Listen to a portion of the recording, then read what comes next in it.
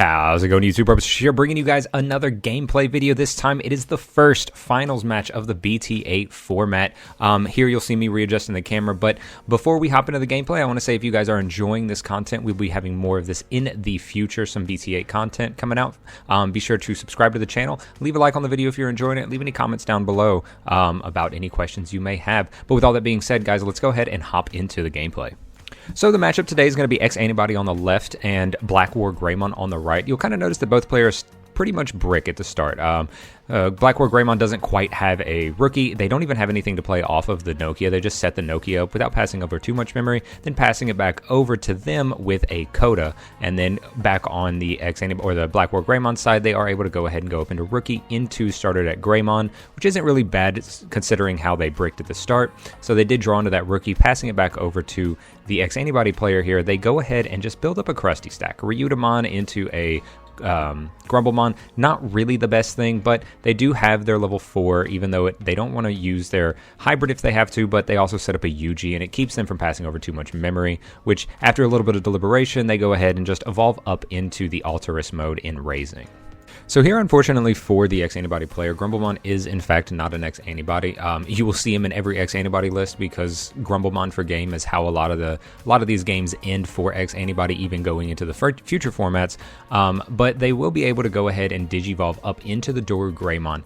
You can see them, they're kind of debating on what they want to add to the source. They have a Dorugamon, so maybe they want to get that extra TP, but they also end up going with the Hisaryumon. So Hisaryumon pretty much gives it the reboot that it needs, so they don't have to worry about getting swung over, unless the opponent happens to be running a few tech cards. But when you see the Alterous mode in the back, you don't have to worry about that being BT8 Metal Greymon being able to attack unsuspended Digimon, so he doesn't have to worry about a threat of, say, BT2 BlackWarGreymon to attack into his unsuspended guy. So here, after some thinking about what to Digivolve into, you saw he had the Oryumon and the Alphamon. He decides to go ahead into the Alphamon. My guess is kind of to go into something like do the Oryumon Alphamon combo shenanigans, especially since he doesn't have blocker. So even if he raises up right here for the BlackWarGreymon side, he doesn't have to worry about, say, the BlackWarGreymon having blocker and counteract and having to even pay the extra memory. So here, I'm guessing they kind of bricked on the BlackWarGreymon side. They just go ahead and drop down a Greymon. I don't really know how much that's going to do.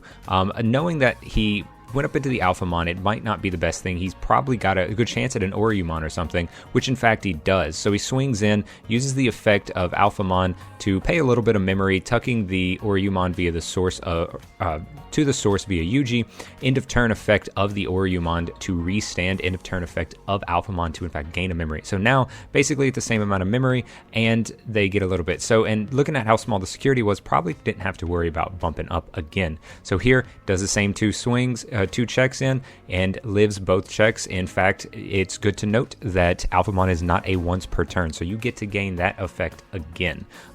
Here with a little bit of extra memory to work with, you see them just go ahead Digivolve back into the Dorugamon in the Raising area.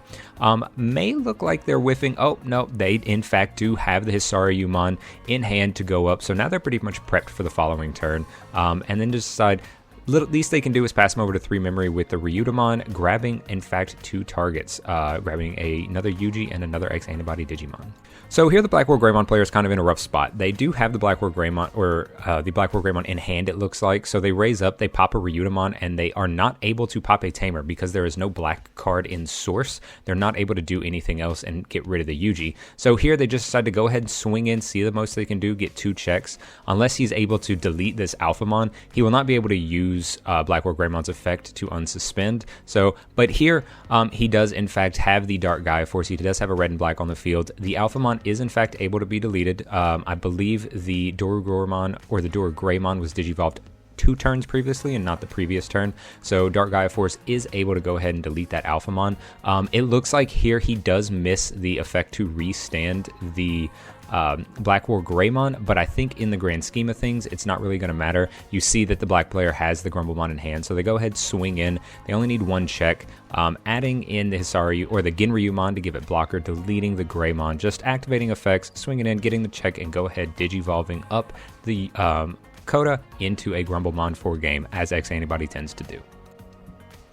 So here, the BlackWarGreymon player decides that they do want to go ahead and go first, which is kind of a surprising thing to me because normally BlackWarGreymon, since it does kind of go up into a stack and has tamers, you want to take advantage of going second, maybe manipulating some memory. And here, unfortunately, he does very much brick, passing the memory back over to our opponent or our Antibody player at 5. And that does exactly give them what Antibody wants to do going second, and that is set up a tamer with a Digimon back in raising. So here they go ahead, play the Coda, putting them to 1 after going up and raising, and then they do in fact have a Yuji. So they're able to set themselves up pretty well. So here they go ahead and just pass the turn over, and it doesn't look like the BlackWarGreymon has much to do, so they're able to just go ahead into the the Metal Greymon, passing our opponent back over to 3.